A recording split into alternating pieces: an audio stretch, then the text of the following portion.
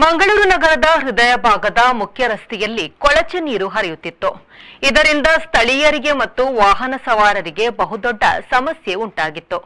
ಈ ಬಗ್ಗೆ ವಿ4 ನ್ಯೂಸ್ನಲ್ಲಿ ಸಮಗ್ರ ವರದಿಯನ್ನು ಬಿತ್ತರಿಸಲಾಗಿತ್ತು. ವರದಿಗೆ ಎಚ್ಚೆತ್ತ ಮಂಗಳೂರು ಪಾಲಿಕೆ ಅಧಿಕಾರಿಗಳು ಡ್ರೈನೇಜ್ ಸಮಸ್ಯೆಗೆ ಮುಕ್ತಿ ನೀಡಿದ್ದಾರೆ.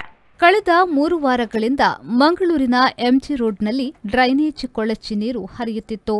ಅಲ್ಲಿನ ಸ್ಥಳೀಯರು ಪಾಲಿಕೆ ಅಧಿಕಾರಿಗಳ ಗಮನಕ್ಕೆ ತಂದಿದ್ರೂ ಯಾವುದೇ ಕ್ರಮವನ್ನ ಕೈಗೊಂಡಿರಲಿಲ್ಲ. ಈ ಬಗ್ಗೆ ವಿ4 ನ್ಯೂಸ್ ವಾಹಿನಿಯಲ್ಲಿ ಅಲ್ಲಿನ ಡ್ರೈನೇಜ್ ಸಮಸ್ಯೆಯ ಬಗ್ಗೆ ಸಮಗ್ರ ವರದಿಯನ್ನ ಬಿತ್ತರಿಸಲಾಗಿತ್ತು. ಮಾತ್ರವಲ್ಲದೆ ಸುದ್ದಿಗೊಂದು ಗುದ್ದು ನೇರಪ್ರಸಾರದ ಕಾರ್ಯಕ್ರಮದಲ್ಲಿ ಕೂಡ ಚರ್ಚೆ ಮಾಡಲಾಗಿತ್ತು. ಈ ಬಗ್ಗೆ ಸಂಬಂಧಪಟ್ಟ ಅಧಿಕಾರಿಗಳ ಕಣ್ಣು ತೆರೆಸುವ ಕಾರ್ಯವನ್ನ ಕೂಡ ಮಾಡಲಾಗಿತ್ತು.